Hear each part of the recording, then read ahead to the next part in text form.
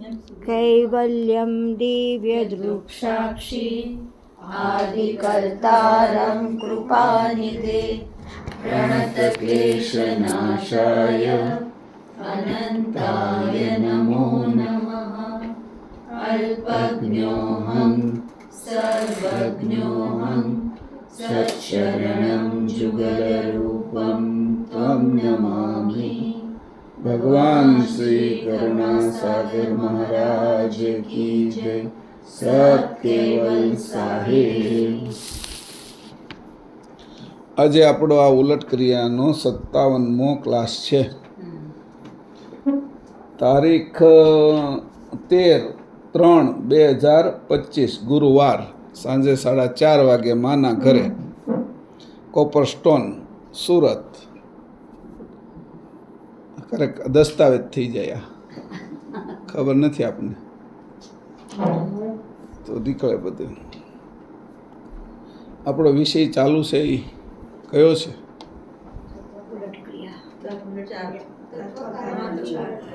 ચાર તત્વ કારણની ઉલટ ક્રિયા, એના અંતર્ગત બધું વિગત ચાલુ છે। ગયા વખતે આપણે શું શું લીધેલું એને કોઈને ખબર છે? 56ના ક્લાસમાં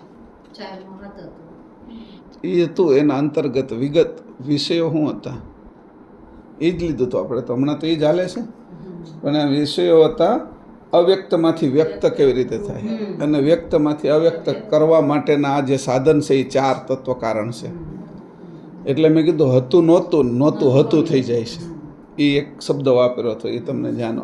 પહેલું કામ એ હતું કે વ્યક્તમાંથી અવ્યક્ત અને અવ્યક્તમાંથી વ્યક્ત થાય છે, અને એ સત્ય વિજ્ઞાનની દ્રષ્ટિએ પણ થાય એ રીતે આપણે હમણાં અહીંયા લખશું એટલે તમને ખબર પડી જશે। અવ્યક્ત શું છે તો કે ઉર્જા, વ્યક્ત શું છે તો કે પ્રોટોન, ઇલેક્ટ્રોન અને ન્યુટ્રોન। એ વ્યક્ત કણ થઈ જાય, ઉર્જાના રૂપાંતર કણમાં કરે। ઉર્જા એટલે આદ્ય શક્તિ, આદ્ય શક્તિને નીચે આવે ત્યારે વ્યક્ત રજોગુણ, તમોગુણ, સત્વગુણ અને રજોગુણ, ન્યુટ્રોન, ઇલેક્ટ્રોન અને પ્રોટોન, એ ત્રણે કણમાં રૂપાંતરિત કરી નાખે। એમાંથી પસાર થાય ને તો અમુક વસ્તુ હોય તે રૂપાંતર કરી નાખે। આપણે સિસોડાની અંદરથી છે એ શેરડીનું પેલું રાડું પસાર થાય ને તો એક બાજુ રસ ને એક બાજુ સોતું નીકળી જાય, એમ રૂપાંતર કરી નાખે, સમજાણું? અને મધમાખી ફૂલ ઉપર બેહે તો ફૂલનું રૂપ અંદર પડેલું જ છે, એનું ખેંચી અને એનું મૂળ વસ્તુ છે એ ત્યાં મૂકીને એનું રૂપાંતર મધમાં થઈ જાય, એટલે ફેરફાર થઈ જાય। અને આપણું રૂપાંતર શુક્રાણુમાંથી મનુષ્યમાં થઈ ગયું। એ રૂપાંતરની જે પ્રક્રિયા છે એને એ ઉર્જામાંથી ઠોસ પદાર્થમાં લાવવાની તૈયારી કરે। વાત સમજાણી? હવે એ તમને અહીં સમજાવીશ કે એના પ્રદેશો જુદા જુદા હોય, એના અવકાશ। આપણે એ વિશે વાત આલી એક વાત, બરાબર? બીજી વાત હતી અંતસ્કરણ વિશેનો તત્વ કારણનો વર્તારો। ખબર છે ને, મેં વાત કરી હતી કે ભાઈ આ તત્વ કારણ અંતસ્કરણ વિશે વર્તતો હોય તો ચારેય એકત્રીકરણ થઈને વર્તતા હોય તો જ્ઞાની હોય। પછી ધનંજય તત્વ કારણનું વર્તતું હોય જેના અંતસ્કરણ વિશે, અને એને કોઈ સંત મળે, સાધુ મળે તો એ છે એ મહાન સમાધિવાન પુરુષ થાય, હે ને? એટલે આ તત્વ કારણના વિશે મેં સમજાવ્યું હતું તમને, જે ધ્યાનમાં રહે એટલા માટે, ભૂલાણું નથી ને એ કહેવા માટે જ તે। તો એ બીજો મુદ્દો હતો આપણો, કે નહીં? યાદ છે કે નહીં એમ, એટલા માટે હું તમને કહું। એવું નહીં, બધાનો વર્તારો અલગ અલગ છે, ગુણ ગણ બધાનો, પણ મેં એમાં કીધું હતું કે જેની અંદર આમાં વાત થઈ હતી આપણી કે જેના અંતસ્કરણ વિશે ચાર તત્વ કારણ, 3 ગુણ અને 3 ગણ, આ 10 ભેગા મળીને વર્તતા હોય તે બ્રહ્મવેતા વિભૂતિવાન પુરુષ તથા 10 અવતાર પૈકી કોઈ એક અવતાર થાય, બ્રહ્મવેતા સુધી। પછી કીધું હતું જેના સમગ્ર શરીરમાં 4 અંતસ્કરણ, ચાર તત્વ કારણ, આનંદ તત્વ કારણ, મહાતત્વ કારણ, પ્રકૃતિ તત્વ કારણ અને ધનંજય તત્વ કારણ વર્તે છે તે અદૃશ્ય ગુપ્ત વિદ્યાનો જાણકાર થાય, બરાબર? જેના અંતસ્કરણમાં એકઠા 4 તત્વ કારણ વર્તે છે, ઉપરના 4 એ મહાજ્ઞાની થાય। જેના અંતસ્કરણ વિશે આનંદ તત્વ કારણ એકલું વર્તે છે તે અતિ ચતુર ને ન્યાયવાન ને નીતિવાન થાય. આ દાખલા આપું છું તમને. જેના અંતસ્કરણ વિશે મહાતત્વ કારણ વર્તતું હોય તે પોતાની જાતિમાં વર્ણમાં અધિકારી અથવા અધિપતિ થાય. જેના અંતસ્કરણ વિશે પ્રકૃતિ તત્વ કારણ વર્તતું હોય તે અતિશય આશા તૃષ્ણાવાળો હોય. જેના અંતસ્કરણને વિશે ધનંજય તત્વ કારણ વર્તતું હોય તે ગુરુ મળે તો સમાધિવાન યોગી બને. અને જેના અંતસ્કરણ વિશે આનંદ તત્વ કારણ વત્તા મહાતત્વ કારણ બંને વર્તતા હોય તે સિદ્ધિવાન થાય. હવે આમાં આપણે બધા વિશે જોઈએ કે રઘુરામજી મહારાજ આ કેમ છે તો એની ખબર પડી જાય. પછી કે ભાઈ આ મહાત્મા આવા છે, જ્ઞાની છે તો એની ખબર પડી જાય. આ વશિષ્ઠજી કેમ છે તો એની ખબર પડી જાય. આ રામ આમ કેમ થયા તો એની ખબર પડી જાય. કારણ કે અંતસ્કરણ આ તત્વનો જ વર્તારો છે, એ રામ છે, અંશ જુદો છે. સમજાણું? આ વર્તારો અંતસ્કરણનો છે એટલે બ્રહ્મજ્ઞાની થયા છે વશિષ્ઠજી, અષ્ટાવક્ર. તો એ બધાના અંતસ્કરણ વિશે આવો વર્તારો છે 10 તત્વોનો ભેગો, એટલે એ બ્રહ્મજ્ઞાની થયા છે. મૂળે કાંઈ એ પોતે બ્રહ્મજ્ઞાની નથી, અંશ. એ વિભૂતિને ધારણ કરનારા તત્વોની રમત છે આખી. આ વાત આપણે કરી હતી. સમજાણું? કોઈની અંદર આપણે ખેંચાઈ જાય કે આ જ્ઞાની છે, એટલો આ યોગી છે, આ તપસ્વી છે, તો તરત આપણને ખબર પડી જાય. આમાં કંઈ ખેંચાવાની જરૂરિયાત નથી, કારણ કે એ એમાં ભરાયેલો છે, એના અંશની એને ખબર નથી. એના તત્વનો વર્તારો અંતસ્કરણ વિશે વર્તે છે એટલે એ આવો છે, ને એના તત્વના વર્તારાના કારણે એ બધાને આકર્ષે છે.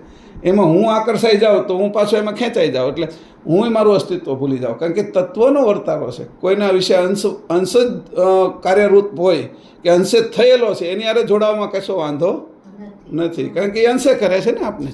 ઓલા તત્વનો વર્તારો એના તત્વનો વધારો કરીને આપણી અંદર એ ઉમેરે છે, આપણા તત્વને સક્રિય કરે છે. એ આપણે યોગી બનાવીએ કે આપણે જ્ઞાની બનાવીએ કે અંશે ન કરી શકે. તત્વની તાકાત નથી, અંશ જુદો છે. એટલે આપણે આ વાત કરી હતી કે આ બધું જોવા જેવી વસ્તુ છે કે. અને કીધું જેના અંતસ્કરણ વિશે પ્રકૃતિ તત્વ અને ધનંજય તત્વ કારણ બંને વર્તતા હોય તે પુરુષ સુરવીર સુભટ હોય છે. અને જો સ્ત્રી હોય તો સતી બને છે, સતી થાય છે મોટી. અને હવે કોઈ પ્રકૃતિ તત્વ કારણ આનંદ તત્વ કારણ બેના કોઈના અંતસ્કરણ વિશે વર્તે તો એ કવિ થાય છે કે. પ્રકૃતિ કારણ અને મહાતત્વ કારણ બંને વર્તે તો પૃથ્વીપતિ, મોટો રાજા, જમીનદાર વગેરે થાય છે કે. તો આ બધું છે વર્તારો તત્વનો છે, હે ને? એટલે એમાં આપણે મૂળ વર્તારો લીધો તત્વ કારણનો. આ તત્વ કારણ હાલે છે ને આપણે, એટલે આપણે આખાનો ન લીધો, ગુણનો વર્તારો નથી લીધો, આગળનો આદ્યશક્તિના નિરંજનનો વર્તારો નથી લીધો. વર્તારાના કારણે જે ઘટના ઘટી છે એનું આપણે અહીંયા મૂલ્યાંકન કર્યું ગયા વખતે 56મા ક્લાસમાં. હવે એમાં આપણી ભૂલ પડે કે આ અંશે તમે બધાને હારે રહો, વિભૂતિ એ નહીં રહેતા. અર્જુન કૃષ્ણની વિભૂતિના કારણે કૃષ્ણની હારે છે. અવતાર છે, 10 તત્વો એમાં કામ કરે છે અત્યારે. વાત સમજાણી? એટલે 10 કારના કારણે એ અવતાર છે. અને અવતાર હોય ને અવતારની અંદર પછી આપણે પાછા એ જ ગીતાની અંદર ખેંચાઈ જઈએ, એ જ મહાભારતમાં ખેંચાઈ જાય, એ જ વર્તનમાં ખેંચાઈ જાય, તો એ એના કાળ પૂરતું જ મર્યાદિત છે. કાળની બહાર જવું હોય તો એ ન ચાલે. અંશે થવામાં કાળ, અંશ એક જ કાળની બહાર છે. આ તત્વો બધા કાળમાં જ છે. અંશનો જન્મ નથી એટલે એ કાળમાં નથી. આ બધા વર્તારો છે, બધાનો જન્મ છે, પરમ ગુરુએ બનાવ્યા છે 84 તત્વો. આ વિષય ઉપર આપણે હાલ્યા. એટલે હવે કોઈ પણ પ્રકારે ક્યાંય પણ આપણી માન્યતા રહે નહીં. પછી એની પાછળનો ત્રીજો મુદ્દો આપણે વિશેષ લીધો. 2 મુદ્દા થઈ ગયા. અવ્યક્તમાંથી વ્યક્ત, હતું નહોતું, નહોતું હતું. પછી એને આપણે અહીં બતાવી દઈએ તો આપણને ખબર પડી જાય કે હતું નહોતું ને હતું નહોતું હતું. એને કેવી રીતે થાય? તો અહીંયા છે ધનંજય તત્વ કારણ, નહીં પેલું આનંદ તત્વ કારણ.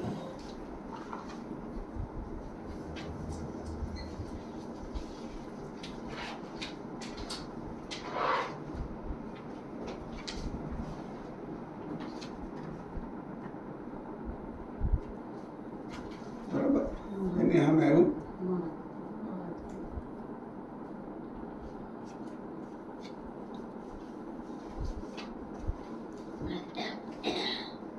મહાતત્વ કાર્બન. બરાબર. આની નીચે આવ્યું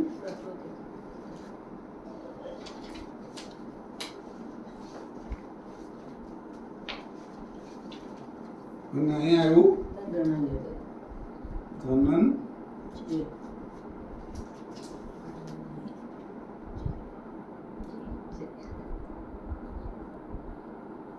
બરાબર.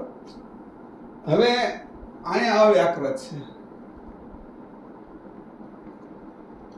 એ કેવી રીતે છે તો વેવ્સ રૂપે, તરંગ.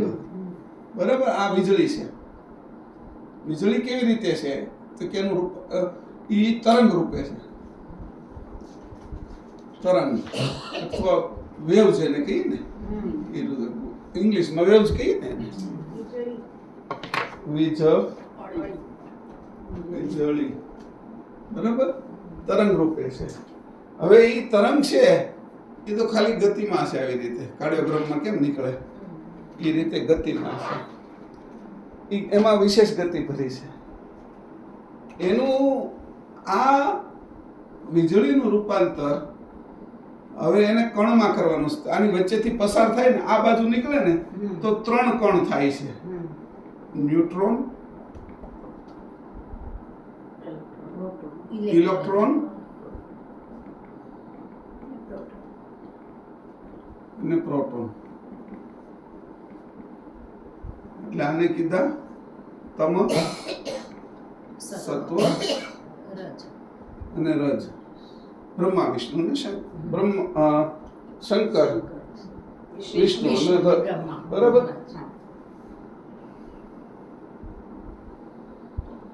હવે જે આ આકાશની અંદરથી આ નીચે આવ્યું ત્યારે આ ઉપરના જે આ છે ને ઉપરના ઈ આ વ્યક્તની હારે સંકળાયેલા છે. અવ્યાકૃતની સાથે આનંદ તત્વકારણ અને મહાતત્વકારણ સંકળાયેલા છે. જે એની વચ્ચે આ આકાશ પડ્યું ને, આકાશ, આ એક આકાશ છે. આ જે મેં અત્યારે આ કીધું ને એ એક આકાશ છે.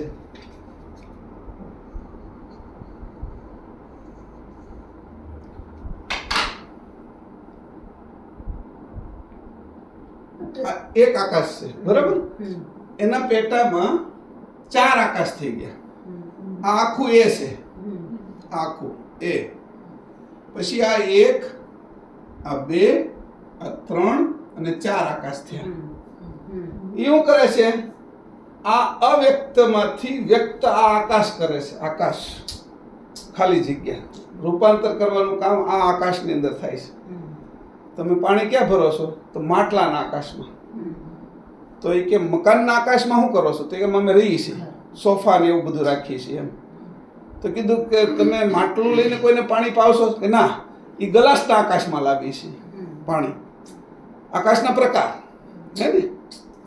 આ બરાબર સાંભળજે માં, આ આખું નવીન જ છે. આ કોઈ વર્ણન નથી કર્યું, એ તમને દેખાડું છું. તો એ આકાશ છે, એના 4 પાર્ટ છે.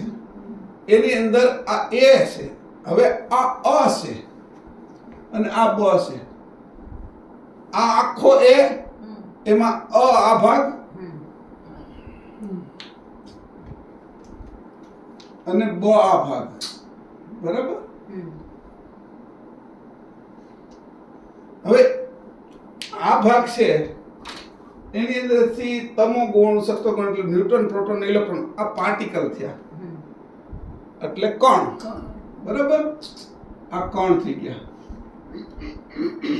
કણનો જમાવ છે એ કણ થઈ ગયા, પણ જમાવે કોણ કે ધનંજય તત્વ કારણ છે. બરાબર. એના 3 ગુણો નીકળ્યા.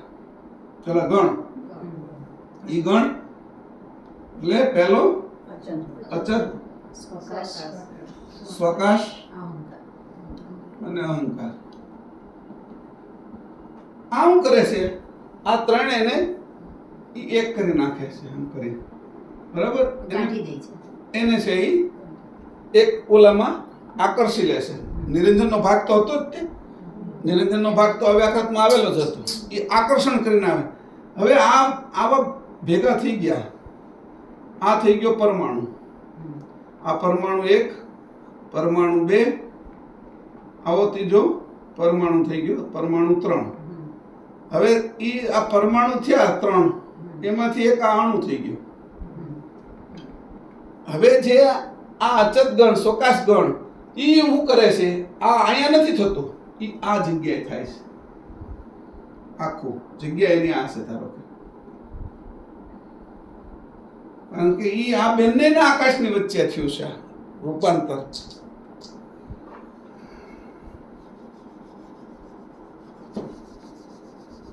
વિચિત્ર છે.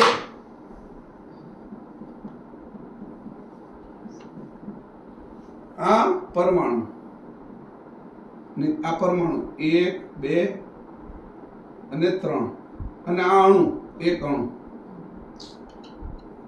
બરાબર. હવે જમાવતા જમાવતા અણુઓનો જથ્થો ભેગો થાય છે. નિરંજન તત્વ તો છે જ તે, અને ગતિ છે એ અવ્યાકૃતની છે, ઉર્જાની. અને વિશેષ ગતિ પાછી આવી છે ક્યાંથી? પ્રકૃતિ તત્વ કારણમાંથી. એ ગતિ એક ધારી રહે તો પાછું રૂપાંતર ઉર્જામાં કરી નાખે, પણ ગતિને થોભાવે, અટકાવે તો ધનંજય તત્વ કારણ અટકાવે તો એને જમાવે. સમજાણું? તમે અમુક આપણે દહીં મેળવો ત્યારે તમને ખબર પડે કે એ પાણીનું રૂપાંતર જમાવટમાં કેમ થઈ જાય છે. સવાર થાય 12 કલાકમાં જમાવી દે છે, એનો જથ્થો કરી નાખે છે. એ બેક્ટેરિયા એ જે જમાવે છે એ આ કામ કરે છે. નકર તો એ પ્રવાહી હતું, તમે એને જમાવી શક્યા ને એમ. તો એ જમાવાનું કામ ધનંજય તત્વ કારણના અચત, સ્વકાશ અને અહંકાર ગણ કરે છે. પણ આકાશોની અંદર ગતિ છે કે આ એક આકાશ છે, એમાં રૂપાંતરની પ્રક્રિયા ચાલુ છે. અહીંયા હજી અવ્યક્ત, અવ્યક્ત અને વ્યક્ત, વ્યક્ત, આમાં અવ્યક્ત અને વ્યક્ત, વ્યક્ત બે છે. હવે અહીંયા વ્યક્ત અને અવ્યક્ત છે. અવ્યક્ત, વ્યક્ત આગળ આવી ગયું, પેલું અવ્યક્ત આગળ હતું, એટલે હવે રૂપાંતર ઠોસમાં થઈ જશે, બરાબર. અહીં વ્યક્ત અને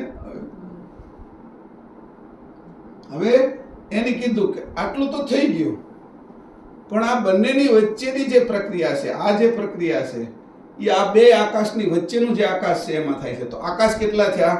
તો કે એક આ આકાશ, આખી પ્રક્રિયા બે વચ્ચેનું, પ્રકૃતિ તત્વ, આનંદ તત્વ, ધનંજય તત્વ અને મહાતત્વ કારણ, એની વચ્ચેનું એક આકાશ.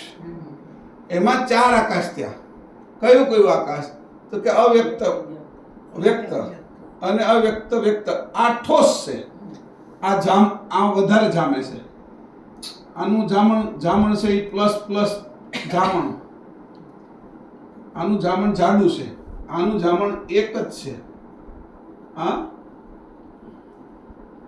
જામણ. હવે તમે ક્યારેક છે એ તમે દહીં મેળવો તો દહીં મળતું નથી, એ પ્રવાહી વિશેષ રહેશે એટલે જામતું નથી. એનું શું કારણ છે? તો એ જ વસ્તુ તમે જ્યારે કે મટકીની અંદર મેળવો તો જળનો જે ભાગ છે ને એ નીચે ચૂસી લેશે, કેમ કે પેલું જળ, માટી છે ને એ જળ છે, આ માટી અહંકાર, આ તત્વો છે બધા, એટલે જળને ચૂસી લે. અને જળને જે ચૂસી લીધું એટલે આ ભાગ છે એ થોડો ઘાટો થવા મળે, પણ છતાં એની અંદર જીવન હોય, મરી નથી જતો, બરાબર. પણ માટીમાં જીવન ના હોય, વાત સમજી લીધું? જે માટીનું માટલું એમાં જીવન ન હોય. આ બધું ઈ રૂપે છે, એને જમાવટ માટે છે. એટલે આ રીતના આકાશ છે. હવે આકાશના પેટા આકાશની આપણે ખબર પડે. આકાશ કેવા કેવા પ્રકારે હોય? તો કીધું કે આ નાળિયેરી છે એ જે ખેતરમાં અથવા બગીચામાં છે એનું એક આકાશ છે. તો નાળિયેરની અંદર પાછું આવ્યું એનું એક આકાશ છે. નાળિયેરની અંદર એક પાણીનું આકાશ છે અંદર. હવે એક શેષનું આકાશ છે, એની અંદર પછી શેષની અંદર પાછું તેલનું આકાશ છે. એક પેટા વિભાગની અંદર તેલ હોતી છે જ, એમાં ટોપરું છે એટલે. તો તેલના આકાશમાં તેલ જ ઉત્પન્ન થાય, શેષના આકાશમાં શેષ જ ઉત્પન્ન થાય, પાણીના આકાશમાં પાણી જ ઉત્પન્ન થાય. એના અંતર્ગત આકાશો છે. આકાશોની અંદર જે વસ્તુ જે આકાશમાં થાય છે એમાં જ થાય, એની સિવાય થાય નહીં. આ જે રૂપાંતર થયું છે એ જ રૂપાંતર આપણું થયું છે. આપણે જે રીતે નીચે આવ્યા તો આ કારણે તત્વ કારણ છે એ એવું બફર છે, એવું વચ્ચેની સ્થિતિ છે કે આ તત્વ કારણ જ છે એ મૂળે કરીને રૂપાંતર કરી નાખે છે આપણું. હવે આ એને મહદ આકાશ, આ આકાશની અંદર લઈ લીધું આપણે, એને બધાને એકમાં જ લઈ લીધા. આ તમને દેખાડવા માટે મેં કીધું હતું છૂટું છૂટું. એને દેખાડવું હોય તો મારે કેવી રીતે દેખાડવું, એક પ્રસંગ કહી દો. એટલે એક વસ્તુ બધું શુક્રાણુ માના ઉદરમાં જાય છે ત્યારે જે અંડકોષ છે એની જે આકાશ છે એને નાભી એ લાગે છે, એ એનું આકાશ એક થઈ જાય છે. હવે એ આકાશની અંદર એ એકલો રહીએ કેમ નથી, એ ચૂસાઈ જાય માના આકાશમાં. એટલે ઓર કરે છે, એ પાછું બીજું આકાશ કરે છે કે એમાં એનો વધારો થશે, પોતાનો ઓર કરી લેશે. એ ઓરની અંદર વધારો થશે. હવે ઓરની અંદર પાછું પોતે છે એ આંખનું આકાશ અલગ છે, ઉદરનું આકાશ અલગ છે, મુખનું આકાશ અલગ છે. હવે મુખના આકાશની અંદર દાંત, જીભ, લાળ ગ્રંથિ એ બધું આવવાનું છે. આંખના આકાશમાં કીકી, દ્રષ્ટિ, એને ડોળો એ બધું આવવાનું છે. કાનના આકાશમાં પડદો, કાનનો હોલ, કાનનો આકાર એ બધું આવવાનું છે. હવે અહીં જે પોતે માના ઉદરના એક આકાશમાં છે એમાં પછી પોતે સુરક્ષિત એટલે બીજું આકાશ ઉત્પન્ન કર્યું. બીજા આકાશની અંદર અંગો ઉત્પન્ન થતા નથી એટલે અંગોના આકાશ ઉત્પન્ન કર્યા એને. એમ કરતાં કરતાં આકાશો ઉત્પન્ન થતા ગયા. એ આકાશ જેનું જે જગ્યાએ આકાશ છે એમાં એ જ વસ્તુ આવે. કાનના આકાશની અંદર દાંત આવે જ નહીં. આ વાત મૂકી તમે યાદ રાખજો. એટલે જેનું આકાશ છે એની અંદર તમારે એનો ઉપયોગ કરવાનો. આ વાત મેં એટલા માટે સમજાવી કે જે અવ્યક્ત હતું એને વ્યક્ત કર્યું, નહોતું એને હતું કર્યું, અને ફરીથી પાછું આને હતાને નહોતું કરી નાખશે. ત્યારે આ તત્વ કારણની જરૂર પડશે.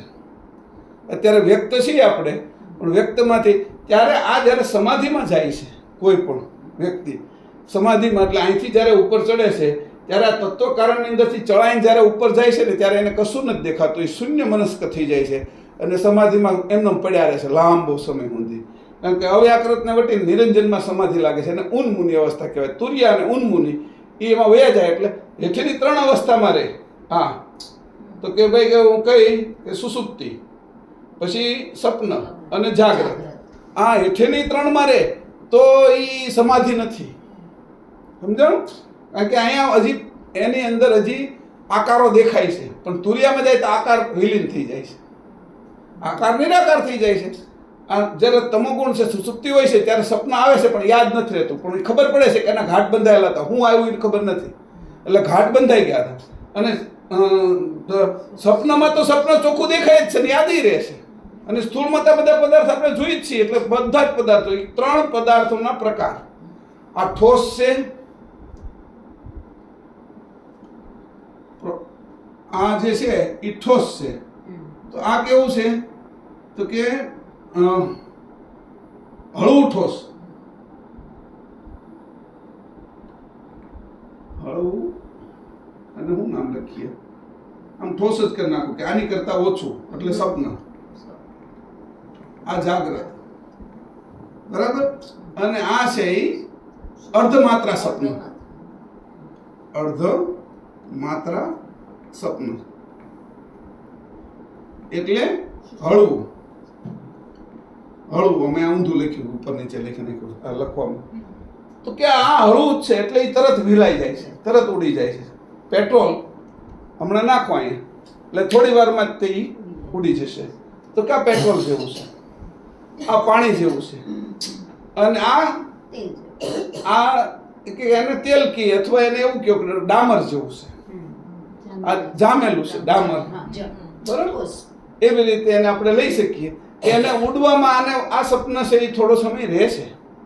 પાણી જમીનમાંથી નીકળે છે, પેટ્રોલ જમીનમાંથી નીકળે છે, અને આ ડામર એ જમીનમાંથી નીકળે છે, બરાબર. તો એની રીતે આપણે જોઈએ તો આ રૂપમાં જ છે બધા. તો પણ હવે એનાથી ઉપર જાઓ તો અરૂપ થઈ જાય છે. ત્યારે છે એનું રૂપાંતર વેવ્સમાં થઈ જાય છે, સમજો, તરંગમાં. તો મેં તમને આકાશ બતાવ્યા, આકાશના પોલાણો જુદા જુદા બતાવ્યા, બરાબર. હવે જે દ્રષ્ટિ જ્યાંથી નીકળે છે ને એ જગ્યા, એ આકાશ અલગ છે. આખી આંખની અંદર તે દ્રષ્ટિ જ્યાંથી નીકળે છે એ આકાશ અલગ છે. આંખ જેમાં નીકળે છે એ આકાશ, આંખની અંદર જે દ્રષ્ટિ નીકળે છે એ આકાશ એના પેટામાં છે, પણ એ જ જગ્યાએથી દ્રષ્ટિ નીકળશે આંખની. એટલે કીધું આ આકાશના ગુણધર્મો પણ સમજવા જોઈએ. કે આવા આકાશના ગુણધર્મો મહદ મેં 6 આકાશ જુદા પાડ્યા છે. અત્યારે મેં તમને દેખાડ્યું એ રીતે એને જોતા આકાશ, એટલે ત્યારે આપણે છે એ આ રીતે સમજ્યા કે વ્યક્તમાંથી અવ્યક્ત કેવી રીતે થાય છે, હતું નહોતું, નહોતું હતું કેવી રીતે થાય છે, એ વિષય હતો. એ પણ ચાલ્યો આપણો. પછી જે કંઈ છે તે તત્વની વિભૂતિનો વર્તારો છે, એ આપણે આવી ગયું. એટલે નક્કી થઈ ગયું કે ક્યાંય પણ મારો જીવ હવે રહેશે નહીં. હું કોઈને પણ માની શકું એમ નથી. કેમ? મને ખબર પડી ગઈ ચેતન સિવાયની વાત છે. એટલે એને આપણે શું કીધું? એને કીધું આપણે જડ કીધું. એની સાથે એવું એને કીધું કે નાસ્તિક, અને ઓલું કીધું આસ્તિક.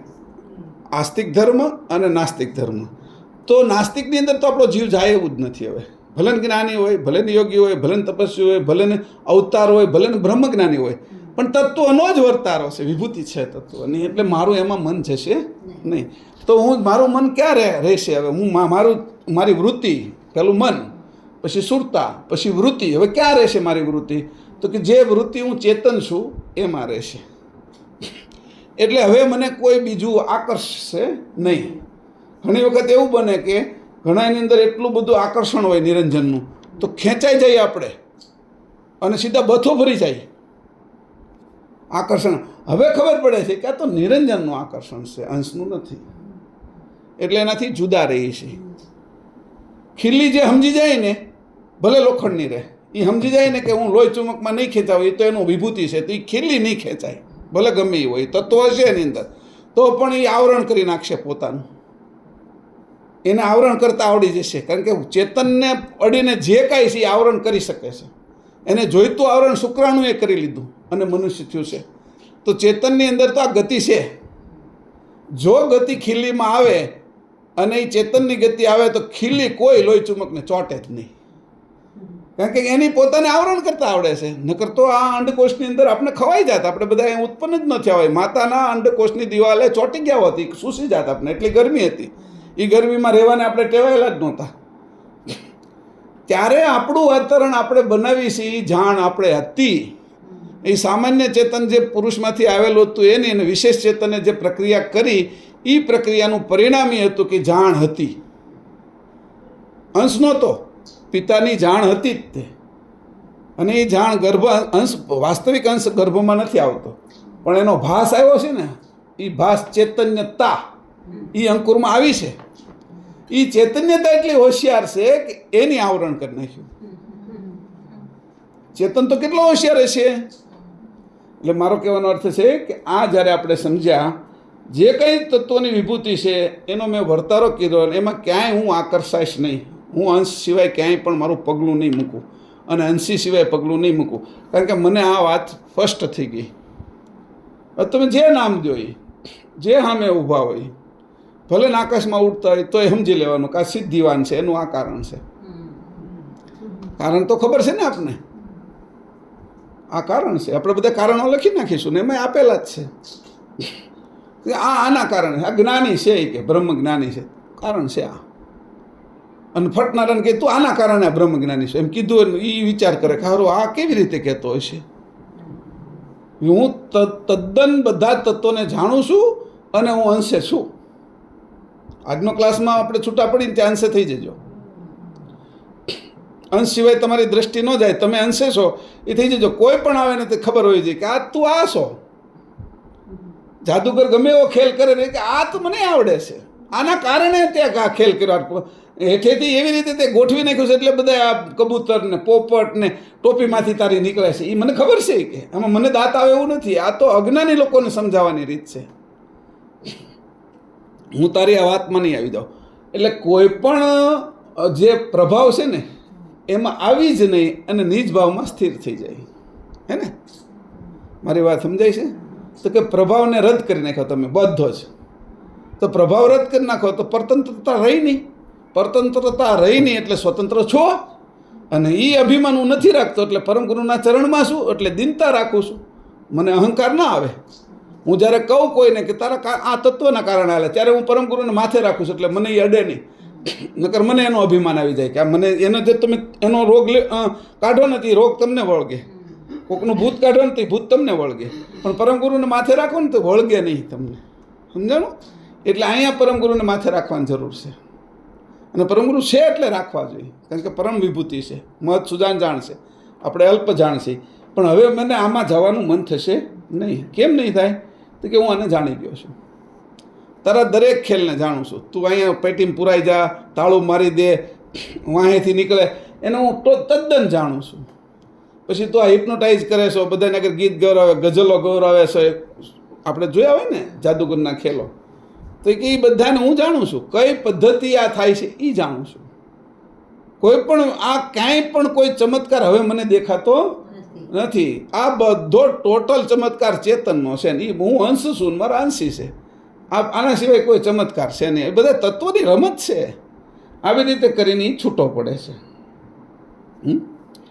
એટલે કીધું. પછી ચોથું, ક્યાં સુધી જડતા છે તે વિશે વાત કરી હતી કે જ્યાં સુધી તત્વની રમત છે ત્યાં સુધી જડતા છે. પ્રકાશ બ્રહ્મ વૃત્તિ સુધી જડતા છે. અંશ અંશીમાં જડતા નથી. ક્યાં સુધી નાસ્તિક છે કે જ્યાં સુધી પ્રકાશ બ્રહ્મ વૃત્તિ છે ત્યાં સુધી નાસ્તિક છે બધું. ના અસ્તિત્વ પ્રકાશ બ્રહ્મ વૃત્તિ હમાઈ જશે, અંશ હજી હમાઈ જશે પરમગુરુમાં, છતાંય તે ચેતન છે. સમજાણું? એ ચેતન છે ને ઓલું બધું જળમાં હમાય છે. એ જળ છે, ચેતન ન હોય તેને કાઢી ન શકે. અંકુર વિશે ચૈતન્યતા છે એટલે એ ભલે 6 મહિના તમે વર્ષ દિવસ 5 વર્ષ સુધી ગોટલું રાખો અને 5 વર્ષે એને વાવો તો એની અંદર રહેલી ચૈતન્યતા એનો ઉગાવો કરશે જ. તે પાણીને ખોરાકને જમીન આપશો તો એ ઉગાવો કરશે જ છે. કારણ કે તમે અંકુરને સુરક્ષિત રાખ્યું છે હાચવીને. અંકુરની અંદર ને તમે એને ભૂંજી નાખો અથવા અંકુરની ઉપરનો ભાગ છે એ છેદી નાખો તો ઉગાવો મટી જાય. કારણ કે અંકુરની પોઈન્ટ ઉપર છે ચૈતન્યતા છે. આ ચૈતન્યતાની ખબર પડી ગઈ. અંકુરી જ્ઞાન મને ખબર પડી ગઈ કે આ અંકુરી જ્ઞાન છે. અને ભાલ તિલકની ખબર પડી ગઈ કે આ ભાલ તિલક છે. અને માથે એટલે રાખું છું કે હું 24 કલાક ભૂલું નહીં ભાલ તિલક, કે અંકુરી જ્ઞાન મારી અંદર છે અને મારી સામે કોઈ ન ઊભો રહે. આ જ્ઞાનના કારણે કોઈ ઊભો ન રહી શકે. એટલે બધાને વીંધી નાખે છે. માયા અને અહંકારને આ ભાલાની જેવું છે, એ બધાને વીંધી નાખે છે. એટલે કે કારણ કે જાણ એવી છે કે બધાને વીંધી નાખે. એટલે કોઈ સામે છે એ જીવતું જ નથી રહેતું. બધા જ મરી જાય છે તમારી સામે. કારણ કે બધા મરવાવાળા હતા ને, તત્વો તો બધા મરવાવાળા છે એટલે મરી જાય છે. તમે ચેતનના ઉપાસક છો, અંશના ઉપાસક છો, નિજભાવમાં છો, તમે પરભાવમાં નથી. પરભાવમાં જે લોકો રહ્યા છે એ પરાવલંબી રહ્યા. પરાવલંબી રહ્યા છે એટલે એને શું થયું? પરતંત્રતા આવી. આપણે નિજભાવમાં રહ્યા, સ્વભાવમાં રહ્યા એટલે સ્વતંત્રતા છે. એટલે સ્વતંત્રતા અને પરતંત્રતા એનાય કારણો આપી દીધા. તમને એમ લાગ્યું મોક્ષ થયો છે, સાલોક્ય, સામીપ્ય, સારૂપ્ય અને સાયુજ્ય, તો પણ એ પ્રભાવ જ છે. એ કોઈ બીજા લોકનું એ તારું ક્યાં છે? વિષ્ણુનું છે, તત્વ છે. એ તત્વના લોકને તું વૈકુંઠ કહે છે. જેમાં મૃત્યુલોક છે, આ બધા મૃત્યુ પામે છે એટલે મૃત્યુલોક કહીએ છીએ. અત્યારે તરત ને તરત સામે દેખાય વૈકુંઠ છે. એ આ મૃત્યુલોક કરતાં ઘણું એનું આયુષ્ય છે. એટલે અમને વિશેષ સગવડતાઓ વિશેષ છે. ત્યાં અમેરિકામાં વિશેષ સગવડતાઓ છે. રોડ મોટા છે, આ તે વ્યવસ્થાઓ સારી છે, ટ્રેનો એટલી છે, પ્લેનો એટલા છે. તો અને આપણા ગામડાના વિસ્તારો હોય તેની અંદર તો ગાડું મળવું મુશ્કેલ હોય, કારણ સાયકલ મળવી મુશ્કેલ હોય. આદિવાસી વિસ્તારમાં જઈએ તો હાલીને જ જવું પડતું હોય. તો એવી અહીંયા હોતી વિવિધતા છે. તો એ વિવિધતાઓ છે. તો એને કીધું કે હવે તો કે ક્યાં સુધી જડતા છે, ક્યાં સુધી નાસ્તિકતા છે, ક્યાં સુધી ચર્મ દ્રષ્ટિ છે, ક્યાં સુધી ચર્મ છે. જ્યાં સુધી ચર્મ છે, આવરણ છે, ત્યાં સુધી બધું જ હું આવરણની બહાર છું. આવરણને જાણનાર ને આવરણને હું આવરણ કરનાર એ હું પોતે છું. આવરણ મારે ક્યાં કરવું ને ક્યાં ન કરવું એ મને આવડે છે કે એવો હું પોતે જાણનાર છું. કેમ? પરમગુરુ માથે છે. આ રીતે કરીને તત્વ કારણને અવ્યક્તમાંથી વ્યક્ત અને વ્યક્તમાંથી અવ્યક્ત કરવાનું મૂળ આ બફર છે, વચ્ચેનું કેન્દ્ર છે. હવે આટલી વાતો આપણે ગયા વખતે કરી હતી, એનો મેં સાર તમને કીધો અડધો કલાકમાં. આ સાર હતો. તમે અહીંથી જાઓ ને એટલે પછી પાછી ઈતડી લાગી જાય, દરવાજાની બહાર જાઓ એટલે પછી માયા અડી જાય, પછી છોકરા અડી જાય, પછી આપણે આ કંઈક તાવ અડી જાય, કંઈક બીજું બધું અડી જાય, સંસાર અડી જાય એટલે તરત આ બધું હોઈ જાય. આ યાદ ન રહે ને તો સંસારમાં જઈને સંસાર રૂપે થઈ જાય. આપણે જડતાને જ પ્રાપ્ત કરી. એના માટે મેં દ્રષ્ટાંત આપ્યું હતું તમને. ભલે ગમે એટલા જ્ઞાનેશ્વર જ્ઞાની હોય તો પણ જડતાની અંદર એની વૃત્તિ ગઈ ને તે જડતાની અંદર હજી ભોગવવું પડે છે. વિષ્ણુની જડતામાં વૃત્તિ ગઈ ને તો એને શાલિગ્રામ થવું પડ્યું છે. શંકરની જડતામાં વૃત્તિ ગઈ, શિવની જડતામાં વૃત્તિ ગઈ, તો શિવલિંગ થવું પડ્યું છે. તો જડતાની અંદર આપણે જેવા બહાર નીકળીએ એટલે જડતાની અંદર જાય છીએ, પણ હું જડતાની અંદર જાઉં ત્યારે મારા પરમપતિ કેવલની સાથે જ રહીશ, પરમગુરુ સાથે જ રહીશ. આવો ભાવ નિરંતર જેનો બંધાયેલો છે એ જડતામાં જાય તો એ પોતાના જ માળામાં કહેવાય.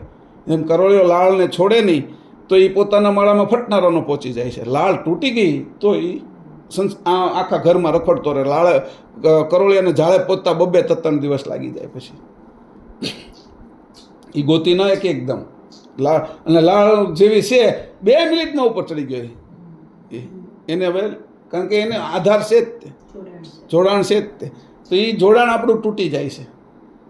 કારણ કે શું થઈ જાય તો કે સ્ત્રી થઈ જાય, પુરુષ થઈ જાય, પતિ થઈ જાય, પત્ની થઈ જાય, રેશમાથી રોહિણી થઈ જાય, શિલ્પા થઈ જાય, મહેશ થઈ જાય, એ જ થઈ જાય છે આખો દિવસ.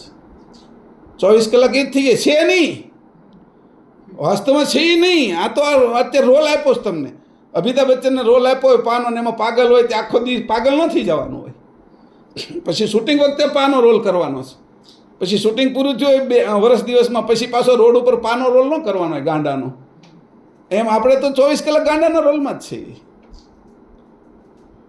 હજી પછી મૃત્યુ પામશું તો આ જ રોલમાં મૃત્યુ પામશું, એટલે એ રોલ એનો જ રહે. છોકરું નાનું હોય ને, રમકડું લઈને સૂતું હોય ને, તો એ રમકડાને લગાડી દો, એની માં પછી એને લઈ લે ને, તો સવારમાં એ જ રમકડું યાદ કરતો હોય. રાત આખી એની અરે ચિત્ત વૃત્તિની અંદર રમે છે, જાગે છે ત્યારે એ જ માગે છે. એમ આપણે પાછા જન્મીએ છીએ ત્યારે એ જ આવે છે આપણે સામે, આપણે ફરતા જ નથી. આ જન્મો જન્મની વાત કરું છું. એ કર્મ એટલે બંધાય છે, વૃત્તિ કર્મ બાંધી દે છે.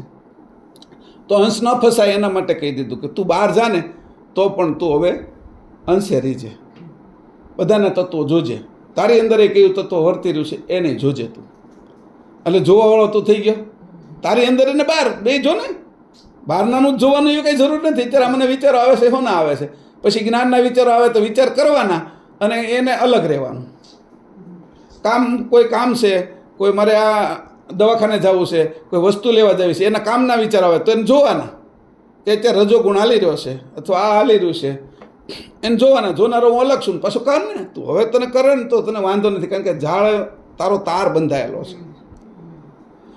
તારા તત્વોને ઓળખ અને બહારના તત્વોને ઓળખ, એટલે બહારના તત્વો તને ખેંચીને નહીં જાય અને તારા તત્વો છે એ એટલા મજબૂત નહીં થઈ જાય કે તને છે એ બાંધીને આ જગતમાં રાખે, બાંધીને ગુલામ તરીકે. આ જે જગતમાં આ જે જેલ છે એની અંદરથી તું છૂટી શકે. તત્વ કારણ છે એ આપને અત્યારે બાંધેલા છે, તત્વ કારણ નીચે આવી ગયા છે. એટલે હવે તત્વ કારણની ઉપર જવાનું છે. એ તત્વ કારણની ઉપર કોણ જાય છે? પ્રણવ જાય છે, સુરતા જાય છે. અંશ તો એની જગ્યાએ જ છે. વૃત્તિ અંશની ગઈ છે એટલે તારે વૃત્તિએ જ જીવવાનું છે અંશની. તું વૃત્તિ જવા દેશે એટલે તને વળી જલેબીમાં જાય ને તો આજે હાથ ગમે નથી જલેબીનું, પછી દ્રઢ થઈ જાય છે વૃત્તિ. જેવા આ બાજુ ધનંજય તત્વ કારણના લાગી જાય ને એટલે જલેબી ખાવાનું એટલું દ્રઢ થઈ જાય કે તને જલેબી સુધી હાથ સુધી પોગાડે છે. આ તત્વ કારણ છે ને એ દ્રઢ કરી નાખે છે બધું. એટલે કીધું ને ધનંજય તત્વ, જેનામાં ધનંજય તત્વ કારણ જેના અંતસ્કરણ વિશે વર્તતું હોય એને કોઈ જો સંત સાધુ અથવા ગુરુ મળે તો એ છે સમાધિ પુરુષ થઈ, એટલું મક્કમ થઈ જાય. તમને થયું ખમણ ખાવા છે એટલે પછી તમને રહેવા ના દે. જો આ બાજુ ધનંજયમાં આવી ગયા તો એ સિક્કો જ મારી દે, એટલો મક્કમ સિક્કો મારી દે કે એના વગર હવે હાલે જ નહીં એમ. એટલે તરત ખબર પડી જવી જોઈએ કે ધનંજય તત્વ કર્યો. હવે તમે ખબર પડી ગઈ ધનંજયે કર્યું છે એટલે મારે ધનંજયને અત્યારે આ જ આધીન નથી થવું. એવું 5-6 વાર કરો ને એટલે ધનંજય તત્વ છે ને એ ઢીલું પડવા મળે. કોઈને દોરડાથી બાંધી દીધા ને આમ હું કરવા મળે ને એ તો ધીરે ધીરે દોરડા છે ને ઢીલા પડતા જાય, હે ને? એમ આ તત્વ કારણો તમે આ રીતે કરશો એટલે ઢીલા પડતા જશે. એ તમે આમ કરશે ને તમને શોખ હોતી, પછી તમને સમજાવશે હોતી કે એમાં આટલો કરવામાં શું વાંધો છે. એવું કરે કે હું વાંધો છું, હું તો અંશે તો છું જ ને, એટલે ત્યાં પતિત કરી નાખશે. અંશે શું તો હું થઈ ગયું, તું હેઠે તો વહી ગયા ને. આ તત્વ કારણ તો તને ખેંચી ગયા ને. તું દ્રઢ પહેલાં એકવાર નીકળી જા, પછી તું પડ અંદર. ઘીને એકવાર પહેલાં કાઢી જ લો દૂધમાંથી, પછી ગમે એ દૂધમાં નાખો, ઘીમાં નાખો, ગમે એને નાખો, એ છૂટું જ રહેવાનું છે. એનું હોવા છતાંય છૂટું રહેવાનું છે.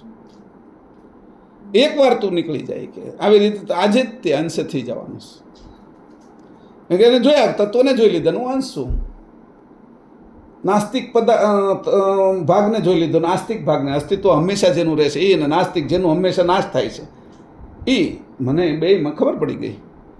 જળ તત્વ ક્યાં સુધી છે એની ખબર પડી ગઈ, અને હું ચેતન છું એની ખબર પડી ગઈ. હું સ્ત્રી નથી, પુરુષ નથી, આત્મા નથી, પરમાત્મા નથી, બ્રહ્મ નથી, જીવ નથી, વાસના નથી, શિવ નથી, આ બધું બાદ કરી નાખ્યું. હું છું એની મને ખબર પડી ગઈ. આ નથી એમ નહીં, હવે હું અંશ છું.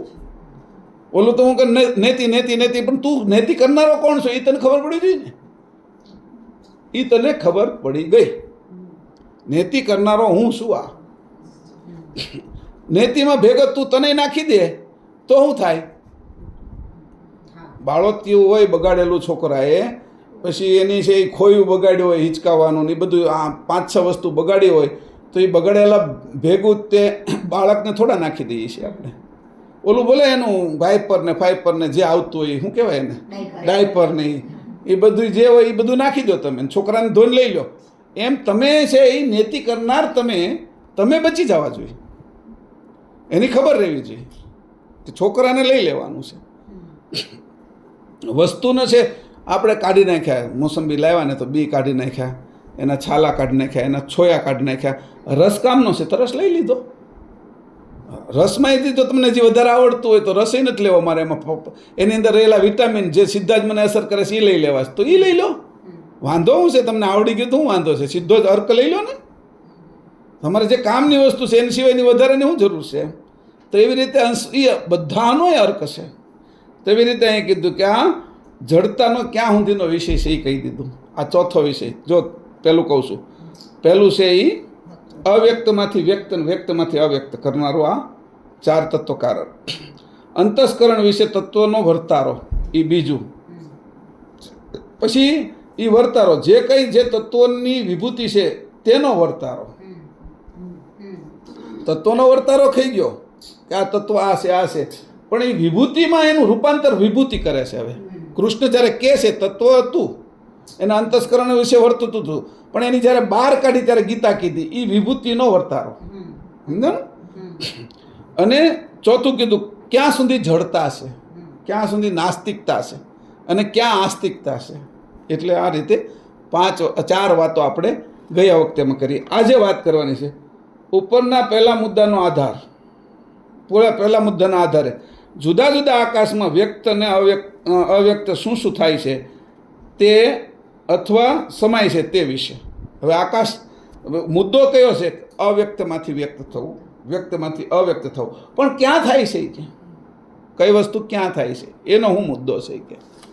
એટલે કીધું કે ભાઈ જો માના ઉદરની અંદર બાળક બને છે,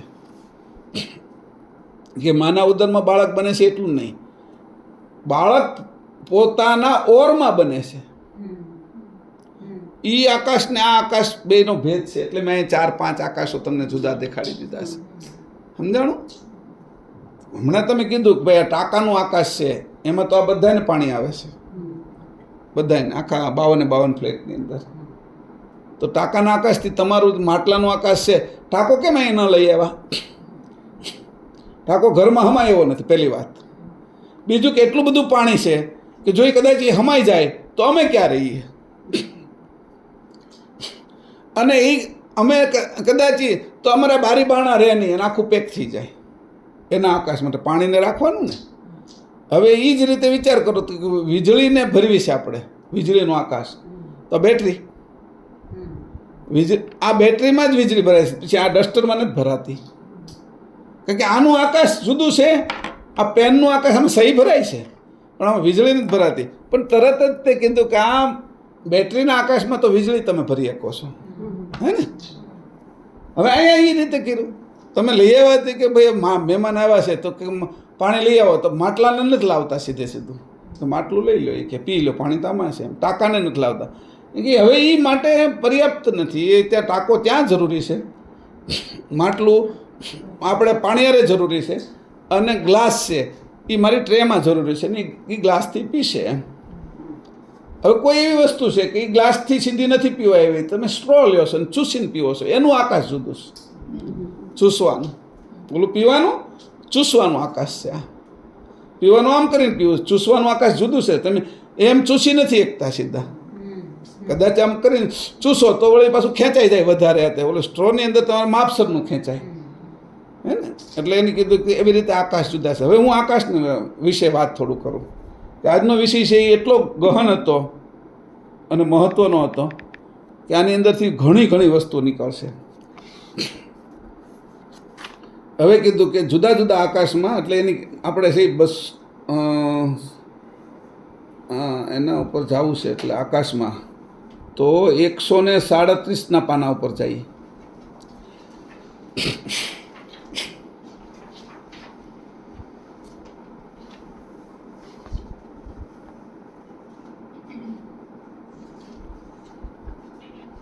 ઉભા રહો, પહેલાં છે ને 158 પાનાથી પછી 137, એટલે સમજવામાં બહુ સારું રહેશે. તત્વકારણથી જ આપણે સમજીએ, બરાબર છે? પછી ઊંધા હાલશું. હવે 158 પહેલો જ ફકરો. હવે અવ્યાકૃતથી 4 તત્વકારણ ઉત્પન્ન થયા છે. તેમાં પ્રથમ આનંદ તત્વકારણ અને મહાતત્વ થયા. તે પૈકી આનંદ તત્વથી પ્રકૃતિ તત્વ થયું અને મહાતત્વથી ધનંજય તત્વકારણ થયું. હવે મહાતત્વ કારણના 9 ભાગમાં 1 ભાગ આનંદ તત્વ કારણનો મેળવી આ 10 ભાગ વિરાટને વિશે પહોંચ્યા. આપણા શરીરમાં નહીં હો, વિરાટને વિશે. આપણાની અંદર શું છે? 9 આનંદ તત્વોનું, 1 મહાતત્વનું છે. આપણી અંદર ઊંધું છે.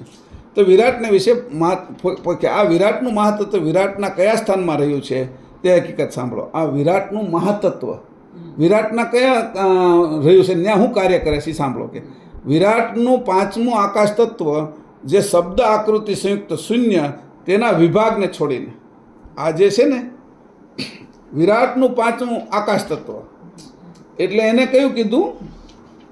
મહદ આકાશ. મહદ આકાશને છોડીને જે નીચેનું આકાશ છે ને પૃથ્વીનું આકાશ છે એની વચ્ચે, જો અમે કીધું ને વચ્ચે, પ્રકૃતિ તત્વ અને આનંદ તત્વની વચ્ચે. હવે એક છે એ પૃથ્વીનું આકાશ છે. તો પહેલું આપણે પૃથ્વીનું આકાશ લઈએ. પૃથ્વીથી શરૂ કરી અને જ્યાં મહદ આકાશ આવે છે ત્યાં સુધીનું. મહદ આકાશ એટલે વાતાવરણ છે ત્યાં સુધીનું, બરાબર? હવે કીધું કે અહીંથી એમાં શું થાય? તો કે એના પૃથ્વીના આકાશની અંદર શું થાય? તો 18 ભાર વનસ્પતિ ઉત્પન્ન થાય. સૂક્ષ્મ જીવોથી લઈ મનુષ્ય પર્યંત જંગમ જાતિ ઉત્પન્ન થાય. સ્ટીમ્બરો, વહાણો, પક્ષીઓ એ બધું એની અંદર ગતિ કરે. આ બધું છે એ પૃથ્વીના આકાશમાં થાય. અને જે અપાન, પ્રાણ, વ્યાન અને ઉદાન જે તત્વના 5 વાયુ છે એ બધાય આ આકાશમાં છે, પૃથ્વીના આકાશમાં. કારણ કે ઘટ છે, એની ઉપર જાઓ એટલે 49 મરુત થઈ જશે. જે આપણે હિમાલયમાં જાય ને તો અમુક જગ્યાએ જાય એટલે શ્વાસ ન લે, પતલો થઈ જાય. એટલે આ જે ઝાડું છે ત્યાં સુધીની અંદર આ અપાન, પ્રાણ, વ્યાન, ઉદાન એ રહેશે. અપાન ઉપરના સાઈડમાં રહે, પણ જે આપણે પ્રાણવાયુ લઈએ છીએ એ જળ તત્વનો છે. અપાન ભૂમિ તત્વનો હોવા છતાં એ ઉપર કેમ જાય છે?